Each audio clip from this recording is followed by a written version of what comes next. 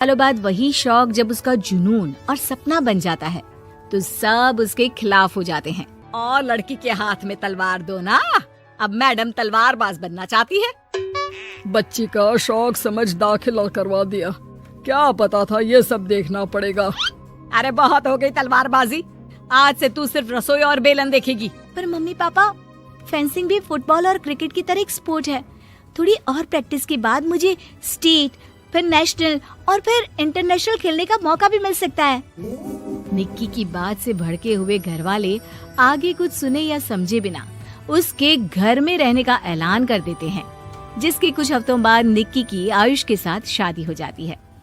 ससुराल पहुंचने के कुछ दिनों बाद बहुत हिम्मत के साथ निक्की फिर वही फरियाद लिए इस बार अपनी सास के पास जाती है। मम्मी जी, क्या मैं कोचिंग दोबारा शुरू कर सकती हूँ? कैसे कोचिंग? तेरे मम्मी पापा ने तो हमें किसी कोचिंग या पढ़ाई के बारे में नहीं बताया। वो पढ़ाई नहीं, फेंसिंग की कोचिंग है। और देख, अपने अंग्रेजी के बड़े बड़े शब्द ना मुझसे ना बोला कर, सीधे सीधे बता कि ये फेंसिंग है क्या।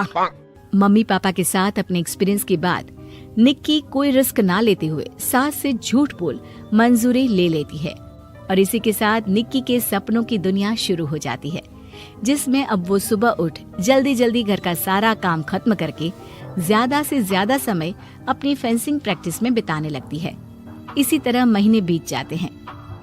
वाओ, आई कांट बिलीव, जो सपना एक बार नामुमकिन लग रहा था, आज मैं उससे सिर्फ 2 हफ्ते दूर हूँ। निक्की, तुम बहुत अच्छा कर रही हो, बस अपने फॉर्म को खराब मत होने देना और नेशनल्स का मेडल तुम्हारे गले में आना पक्का है। इस बात को सुनकर निक्की नेशनल गेम की खुशी में झूमती हुई जैसे ही उस शाम घर पहुंचती है तो आयुष को पैर में प्लास्टर के साथ सोफे पर बैठा देख परेशान हो जाती है। ये क्या, कैसे हुआ? किसी ने मुझे फोन क्यों नहीं किया? ऑफिस से आते हुए रास्ते में किसी ने टक्कर मार दी, इसलिए बहू कल से इसके ठीक होने तक तो कोचिंग से छुट्टी ले ले, डॉक्टर ने पूरा बेड रेस्ट बोला है। पति की हालत और सास की बात से हैरान परेशान निक्की आगे कुछ बोले बिना अपने कमरे में चली जाती है। अब मैं क्या करूंगी? दोनों तरफ मेरी जिम्मेदारी है, अगर एक भी पूरी नहीं की तो लाइफ में दोबारा सुकून की सांस नहीं ले पाऊंगी। सच बता दूं क्या? नहीं, अगर इन्होंने भी घर में कैद कर लिया तो बचा कुचा मौका भी खो दूंगी। भगवान, आपने मुझे कहाँ फंसा दिया। मन ही मन ये सब सोचते हुए निक्की घर के काम और पति की सेवा में लग जाती है। इसी तरह 1 हफ्ता बीत जाता है। बहुत सोचने के बाद भी जब कोई दूसरा रास्ता नहीं दिखता तो निक्की सबको फेंसिंग की सच्चाई बताने का फैसला करती है और सास और पति के पास आती है।